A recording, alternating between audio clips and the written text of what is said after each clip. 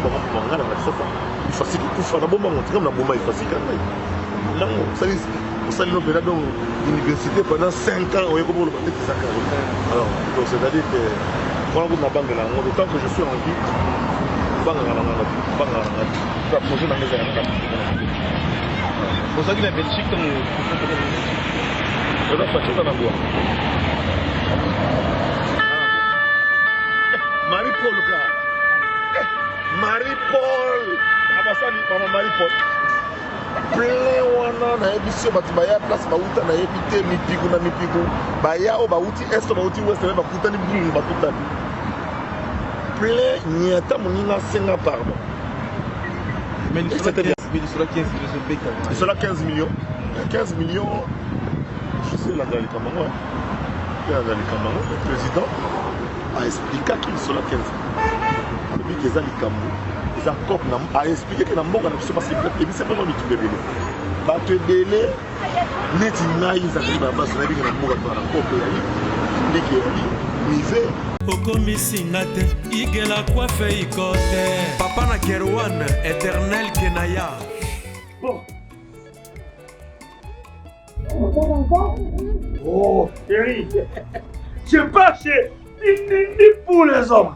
C'est aussi sexy pour les femmes. Dans ces cas, on y va. Oh. Ok. N'oubliez pas, c'est Bindou Bio pour les enfants. Eh ben oui, dans ces cas, on y va. Hugues la Coifficoté, votre salon de coiffure sur la Nationale 3 au pavillon sous-bois. Salon Hugues la Coifficoté. C'est aussi pour les femmes.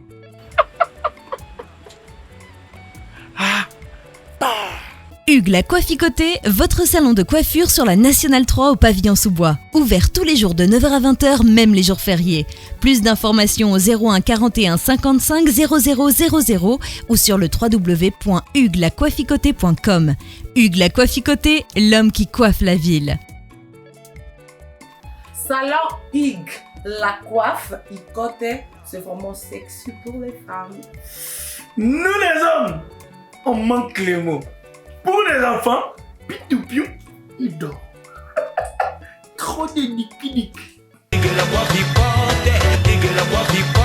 Chikicha, cha. Bana ya Dallas, bana ya États-Unis mobimba. DHL et na système ya buka lelo, lamba lelo. Bokota, l'air est grave. DHL, garantie assurée. Naba primoko, nanu ezalate. Tinda kolina yo na Kinshasa, Tona Afrique Mobimba. Livraison à domicile dans 3 jours. Samba Senga, bongo ya livraison. Bapos Kutu Ekosa et Koma Kimpiato. DHL, Omeki, Okangami. DHL, Salamumbongo na yo à 200%. DHL, Otindi mardi, Otindi mercredi, Otindi jeudi, Otindi lisusu mokolo ekoya. DHL, Turoyo et Nyati Bangonion surtout. Pour tout contact, benga mwana mboka, Yale Financial Service, situé sur l'adresse 2821 Brown Trail, Bedford, Texas. Pour tout contact, appelez au numéro 972 890 87 81. Service d'accueil assuré. Solution et mon ami, toujours travailler sur la DHL. Donc les alliés garantis, toujours à lundi jusqu'à vendredi, vous avez votre colis, vous passez ici, toujours dans un carton, juste l'idée sur les cartons que nous avons. 3 jours, 4 jours, et comme à Kinshasa. Et qu'on compte jusqu'à 10 pounds. Autant d'ici en haut, prix est garanti 3 à 5 jours, et comme en haut sans problème. We're super excited to bring it to the Congolese community. We have 4 different sizes of boxes. It's reliable, fast service there within 3 days, and we have a really good competitive price. Chez Yale Financial Services, solution et monanier.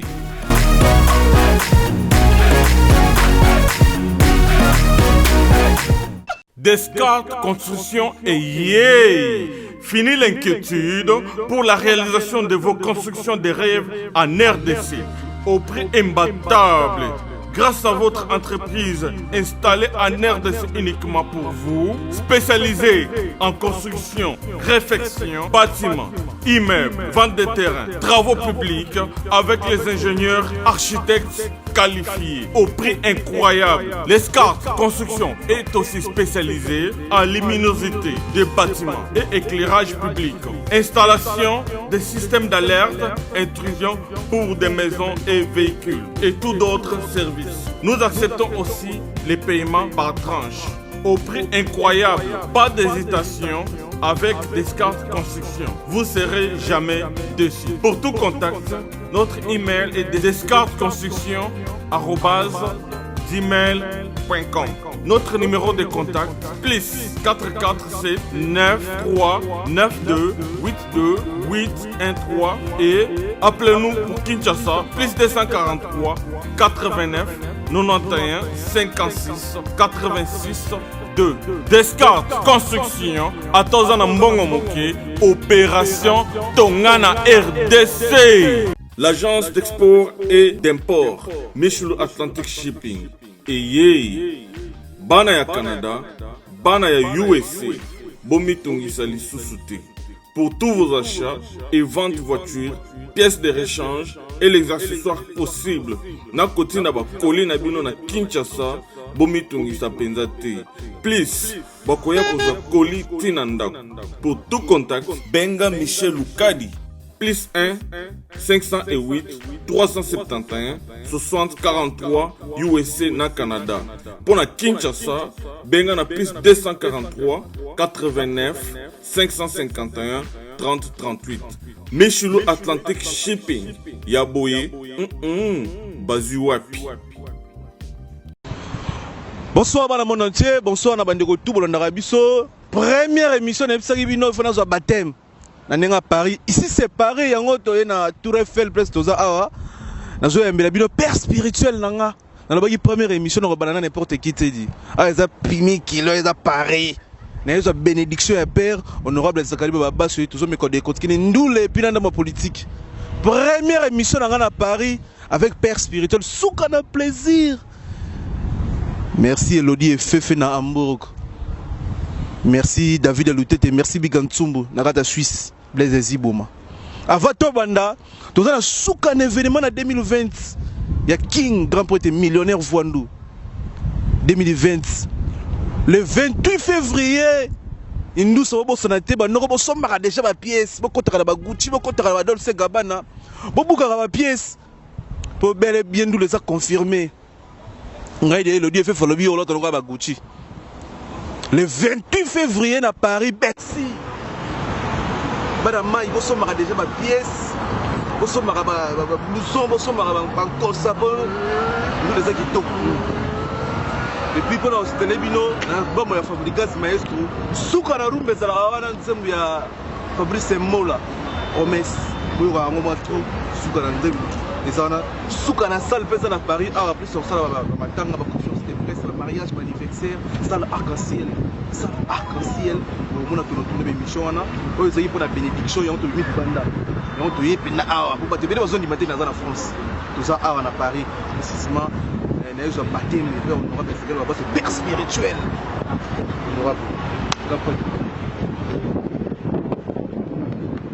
Je confirme, Miguel je réaffirme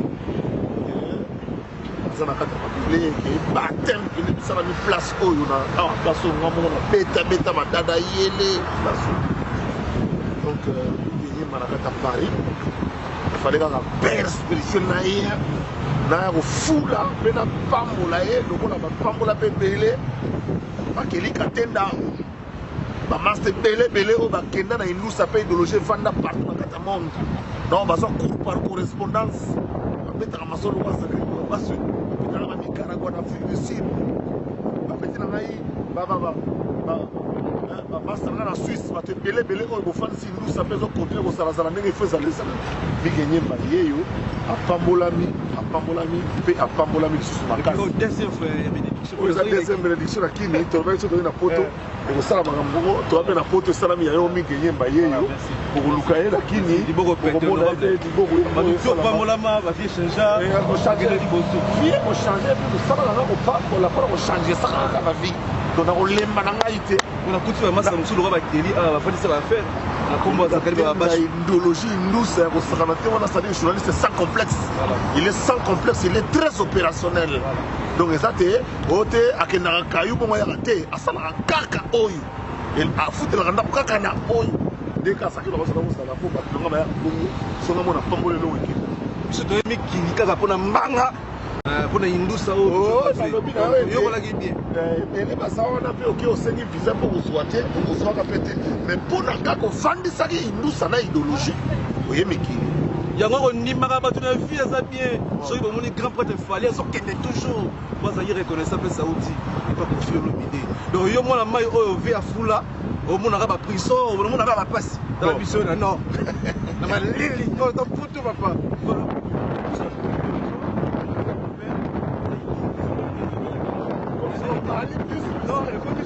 ekomi solo la vérité toza kometele biso vérité na bana kilo wana nazo seleti moma na bana mingi kilo wana nazo seleti moma kometele biso masuku kobi na yo kometele biso vérité biso kopeti vérité te vérité oyo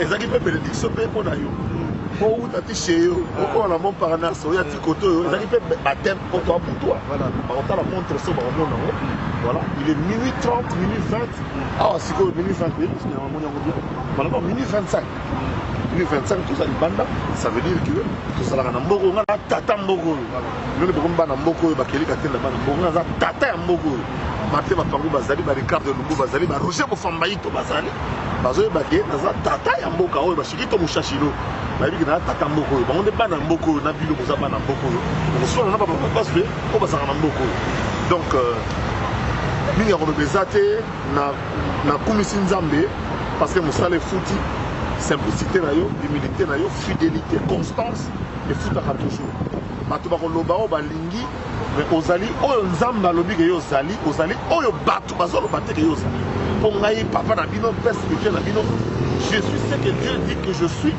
je ne suis pas ce que eux disent que je suis mais yango nazalaka tranquille po moi je peux faire ce que eux font mais eux ne feront jamais ce que moi je fais vous comprenez présent na bango eza passé lointain na ngai nde azobulemaka mosusu ya minene bango bazobulela ndenge nini bakobandela place fondation soki makambo donc okende liboso ozala toujours humble lobaka toujours vérité zala constant mpona banalangi nazalaka omari mpo continue makambo ekondie kozalazala ti ndenge tokoevolue okosala kosala nao na kati mari ya bouge yo aza te epuis promotion ya concert afali nasengi na bato to basala yango eza obligation kosala yango pour que concert oyo kosalama likendi février awa ezala concert moko ya monene oyo ekolance baconcert mpona 5e génération ya musique na biso bozongo elongo nde nini na miso ya presse de miso ya kilikale mpe ozanka mpe osima eza afrique ekutana na monde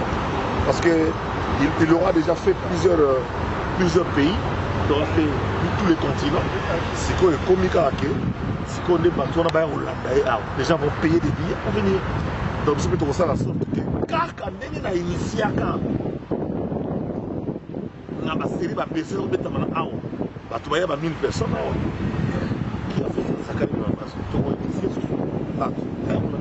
surtout les journalistes qui babundaka na kini mpona fali babundaka mpona culture na biso mais qui travaille aussi pour tous les autres artistes bakoya parce que nga na niveau nakomi oyo mingi nakozala pour mutu moko te naza lokwa mwa yaya moko ya likolo naza pour tout le monde naza mpena pour vie na ngai jano kombenga ti na artiste ya suka oto il faut azwa poids na ngai ti na batine gamora le faut natia bango poids parce que naza na connaissance naza na expérience naza na carnet d'adresse awa na kati ya France oyo kosala en sorte que na soutenir culture na musique ya mboka na biso mais lelo oyo tona mikili déjà po 10 ans passé ono ya bamusicien awa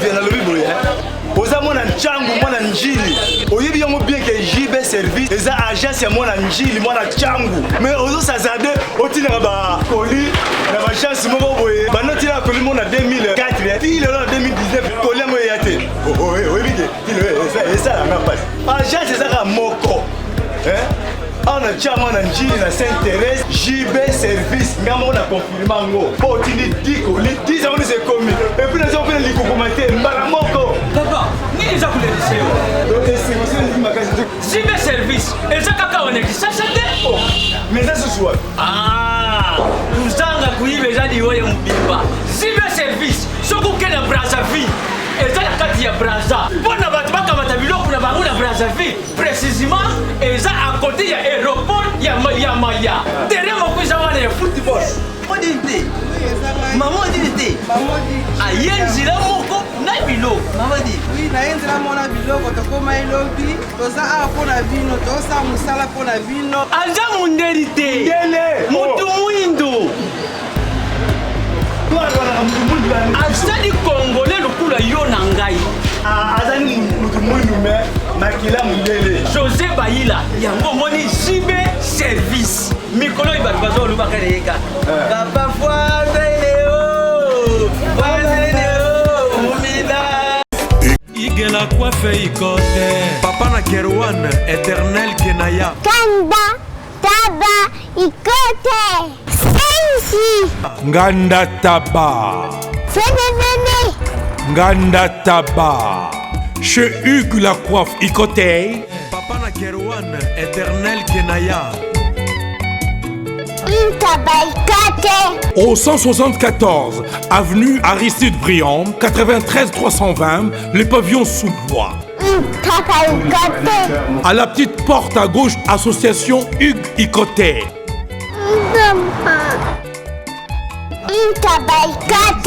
01 41 55 0000. Ntaba Ikote. Takas. 20 ans passé, je m'excuse, passé, on aurait ma mission, on a nous les Olympia Kofi dans 98. Oui, le dernier Olympia. Non, Olympia Kofi, indépendamment, ma solo, Bandi Olympia Kofi en 98. Ouais, il y a 21 ans. J'étais là, et j'étais dans la salle. Dernier concert, non,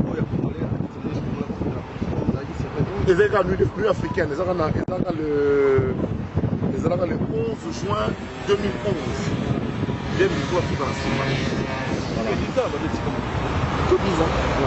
image que tout le monde a si WhatsApp, il y a Internet, il y a peut-être promotion. Est-ce que vraiment, c'est-à-dire qu'il faut tout ça, la promotion, la travailler comme le Sénégal. Dans la monnaie, il n'y aura pas de mal du tout. Que nous avons maintenant un ministre de la Culture, Totina Baki. À Salfo, qu'on a fait mieux, président a fait mieux, pour que nous envoyions des gens pour voir comment est-ce qu'ils organisent le féminin. Côté de la programmation, la côté éclairage, la côté régie générale. Avec la formation, tu as préparé. Bandimi d'abord. On s'est événement au Saganaté, la promotion, tout ce qui est plateforme, application. Pour la Côte d'Ivoire va suffisamment avancé. Nous ne perdons rien parce que tout est à refaire. Il y a continué à jeune. Aujourd'hui, on a une université, on a ici pas, et pas bien dans marqué un canal. Il ici pas, on peut le faire. Accueilli, par exemple, la côte ouest, par M. Azlé, que je connais personnellement. Ma salle de formation, ma créer ma application, nous sommes un marché de 80 millions d'habitants, dont au moins 60 millions à Tchombo. Donc, il y a moyen de travailler avec le téléphone. C'est-à-dire, au moment moderne, on peut copier chez des voisins, chez d'autres Africains, et essayer d'avancer. C'est un peu ce que je pourrais contribuer dans les numéros qu'on a beaucoup. Voilà. Mais pour ton enjeu, déjà, au fur et à mesure qu'on va à l'hôpital, il y a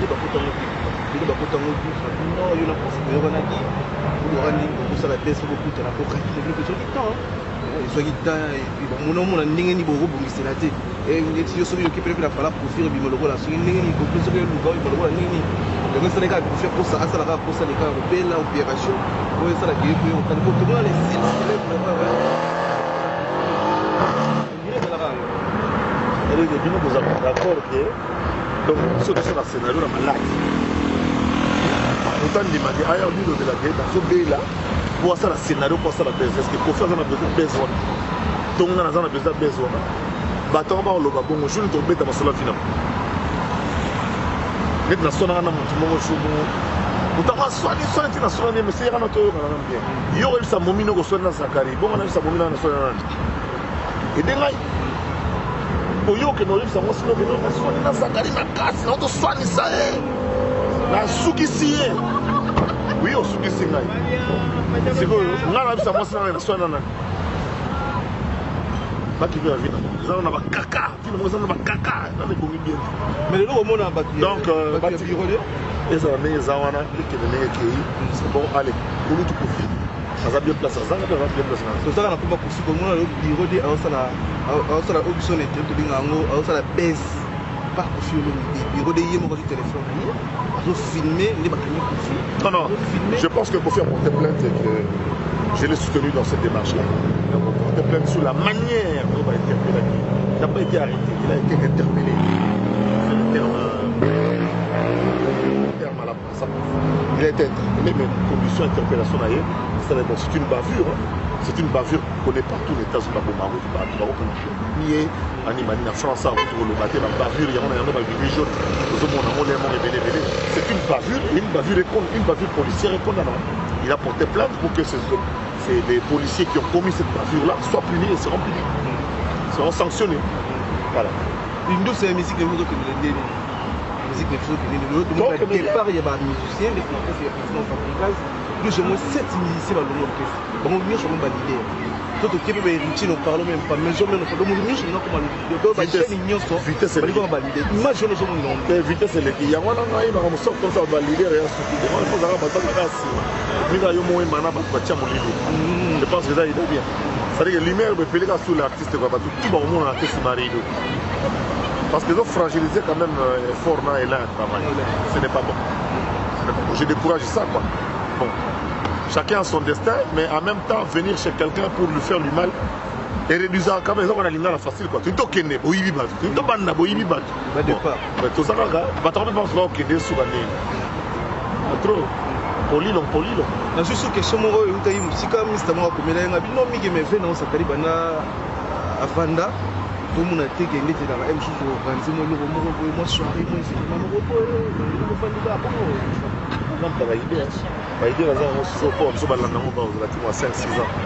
il y a 20 ans, tout ça,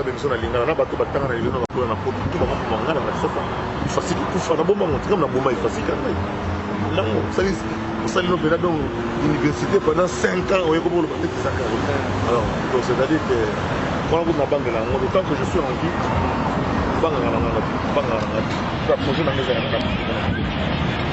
pour ça que la Belgique,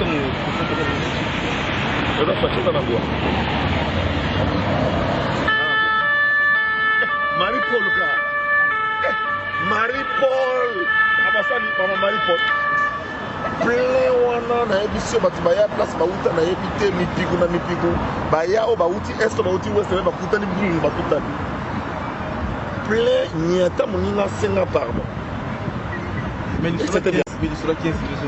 sera 15 millions 15 millions je sais la Gali Kamango le président a expliqué qu'il sera 15 depuis qu'ils ont les Kamou ils ont expliqué que dans le monde c'est parce que c'est pas lui qui bébé ba te belé neti ngai za kiba baso na biki na mboka to na kope ya ndiki ya nive le chongomba shida commission donc on va comme indicateur droit de l'œil toi na nyonso faut comprendre pour ça les Kamboma peut-être pas petit qui sont na boye monsieur l'État reconnaît cela dans son interview.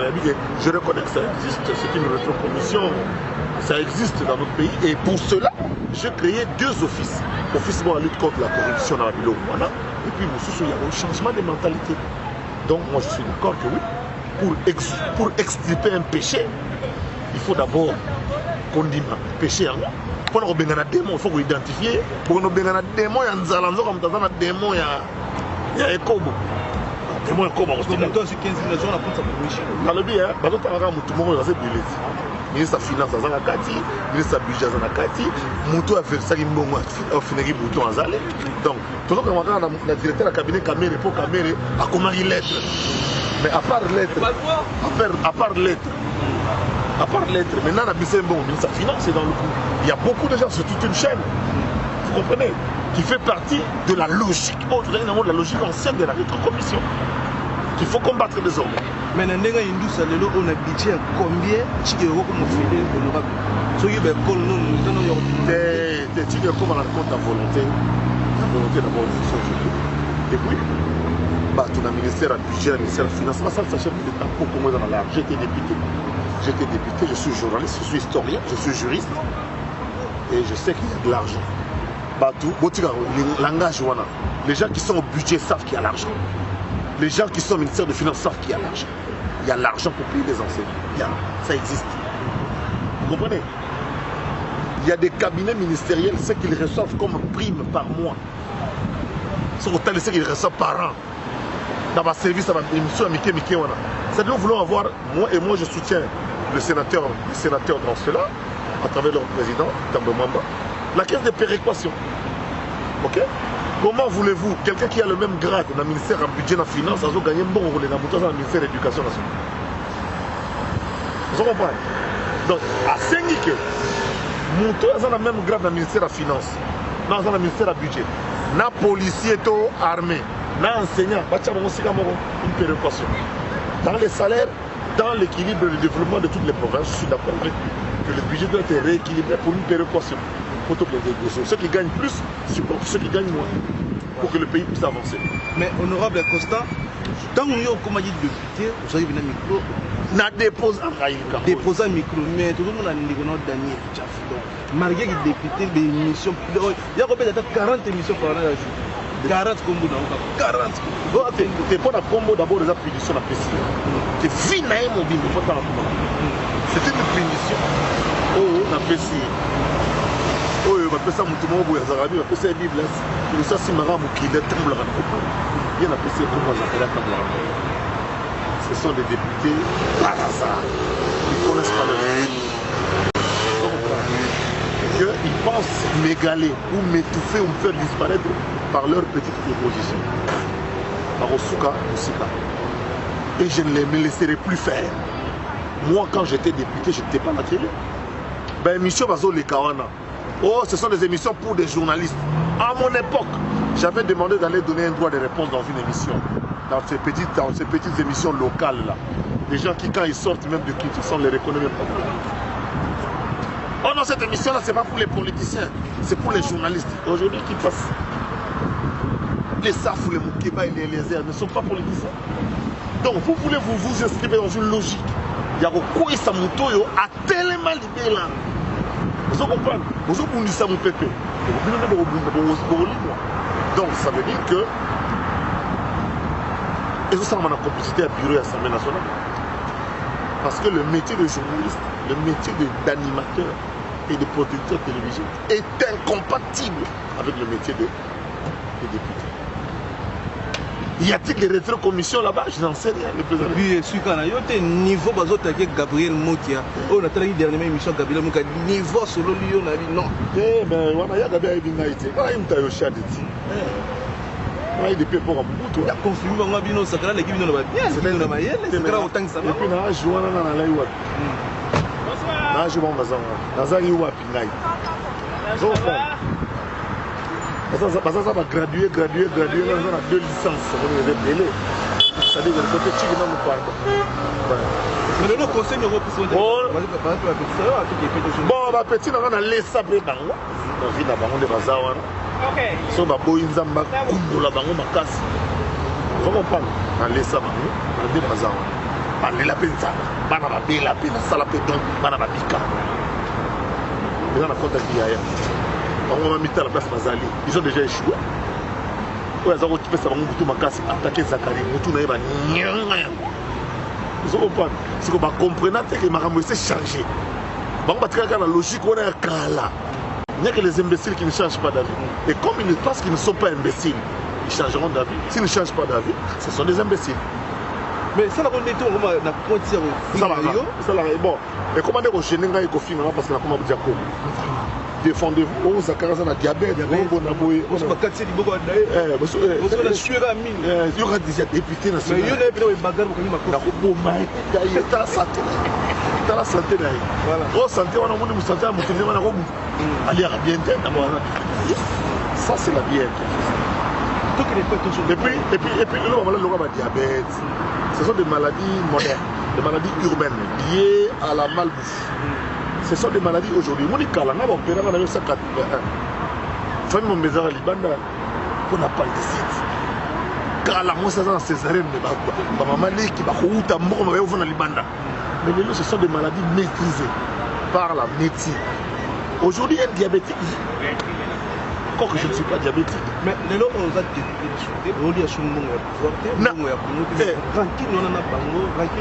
c'est-à-dire que le combat est spirituel. Vous comprenez? Ce sont des gens qui sont arrivés là où ils sont, mais ne comprennent pas. Ils se rendent compte que le Parlement mondial a été parce qu'on a un franc congolais. Sur une machine à tout à Liban. Vous comprenez? Donc, si vous avez une activité, vous souhaitez à part ou non, va profiter de mon apport qui est 3 ans et demi. C'est 3 ans. Donc, ça la sur la 3 ans et demi pour année sous les années électorales. Donc, ça la tout pas bon à l'élection parce que par ça super béni. Vous comprenez? Ça dit vous ça ça na année, vous les rambon à Moïse Katumbi, vous qui n'avez pas de sécurité. Mais vous ça n'enga na salaka avant tout si ça mandat. J'ai déposé à la majorité présidentielle. La commune a remonté à Mukanda. Manjolo a commis sa coopération avec la Belgique, il y a 10 ans. Il n'y a même pas Belgique. Vous comprenez? Il n'y a même pas Belgique parce que le ministre de la coopération, il fallait signer le ministre de la coopération Belgique. Mais le coup, on a salé Yoma en Belgique. Le ministre de le coup, on a salé Yoma en Belgique. On a Belgique, ils ont signé, on a membre de la présidence, on a pas sa présidence, pas sa ministre de la coopération. La commune a remonté Banda. Il y a l'ongoué la partie. Donc le fait d'avoir l'ongoué la partie, on a l'ongoué la majorité. Nous n'avons pas de la machine à voter, on a l'ongoué officiellement. Vous comprenez? Mais Bino, vous avez un mandat à la Mouka, au final, à Moïse Katumbi. Vous avez une liste, vous avez une année, vous avez une carte, il y a arguments. Bon, vous avez côté nous. Dans un simple citoyen, je vais soutenir qui je veux et je soutiens le plus. Avion. Merci, vous pouvez mourir ni ma collection, 4 nobles Francis de Finlande, des fois. Nous faisons une collection. Nous faisons. On a beaucoup de protéger l'engue. Protéger l'engue, on s'en a teken piano et foya. Même si nous protéger goût. Mais papa, quand tu as le pont, tu peux prendre la zoba ya poto. Tu as le pont pour mon amaïla ya poto. Ils sont protéger goût. Nous devons respecter nous. Ah, mboko honorable. Pour le faire, batu na anya. Aba feti place na yaka na pouvoir. Ba anya na yaka na bango. Ba feti place so na boko comme na Tour Eiffel to c'est l'hôtel. C'est l'hôtel. Le chef de l'État oya awa le 13 au 15 en France. On a oya du 7 au 9 on a la conférence à Mémé. Quel intérêt y a-t-il de soutenir Félix Antoine Tshisekedi? Voilà titre de conférence. Quel intérêt y a-t-il aujourd'hui pour un Congolais de soutenir Étienne Tshisekedi? Quel intérêt y a-t-il Quel intérêt y a-t-il aujourd'hui de soutenir Félix Antoine Tshisekedi? Quel intérêt? Le 7, du 7 au 9, nous en a Paris avec la collaboration de Maman Fachi. Quel intérêt y a-t-il? Oui. Voilà. Tu as protéger l'engue, protéger goût, protéger bien. Ce que je visais à protéger le tio d'ailleurs qu'il fait. Au visé mon délai sur aujourd'hui, nous avons une chose. Ce que y est protéger, c'est au côté de l'eau. Protéger goût. Kakloka konde. Kakloka konde protéger goût. Moi mon délai. Nous avons climatisé les couleurs ma pata. Que les gars tiennent ma pata, frère, n'a merci. Chapeau pour la démission. La puissance. Fait mon ah, l'odi est fait. Ailleurs qui n'a pas monnaie. Vous avez le coup à mon coup. Vous avez le coup. Elodie est fait. Vous avez le coup à mon coup. Elodie est fait. Dans la puissance de PC Moté. Nina la perle noire dans Chine, dans Bantu, maman la Djidja. Il était naïf, Sabino, que la première télé-réalité congolaise africaine. Et vous savez, maman, on a Côte d'Ivoire, partie à l'événement. Avec 27 personnes dans la carte à Villam, on a Côte d'Ivoire. Ils sont directivement au la Kinshasa, grâce à moi, la princesse, la princesse, la congolaise, la Koulika Mahama, la Koto. et pendant moi qui a collé première télé-réalité au Salama. Votre télé-réalité n'a pas ça Zakari va pas se marier qui n'a pas tout les pas ma bonne couleur à ban na couleur na beauté. C'est pour ça moi bien. Première télé-réalité africaine au Salama en Côte d'Ivoire et c'est une production d'une Congolaise en tout cas ma princesse Olivier Lukanda. Bravo, sommes nous ça l'aura bien. Ça. Télé-réalité dessus. Voilà, ça la Côte d'Ivoire.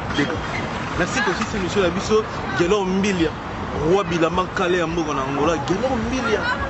Roi Bilama Kale ya mboka Gacho Noble Noxidel ça pouvait mourir ba collection. Kaplo Kankonde. Kaplo Kankonde. Parce que nombre de Angola on a Roi Bilama il faut plus David Lutete. Donc Yvon Dalmeda. Merci pour tout. Merci bana rendez-vous le 28 février. Sombara de ba pièce, au pièce RHR. Sombara de Bombara, Sombara Bombara. 28 février tout à l'heure. Ensemble na effectivement Soukanandoule tozala ba tenu sur la délégation d'Angola, Paris, Brazzaville, Chine, donc voilà parce que on comprend les pouvoirs qui après on a tombé à Stade de France. Après on a tombé à Stade de France, après quand on a payé jet privé. Projet 2021 on a jet privé au côté dit première lycée congolais bana balombo, on doit payer jet libre. Après quand à Bercy malamoro Stade de France. Maramboisa. Merci beaucoup à Nebiso. Makari m'a bien la montée Maïrik Ndombasi. Et puis, il veut mourir. Il veut n'engager. Il veut une chose de bien. Il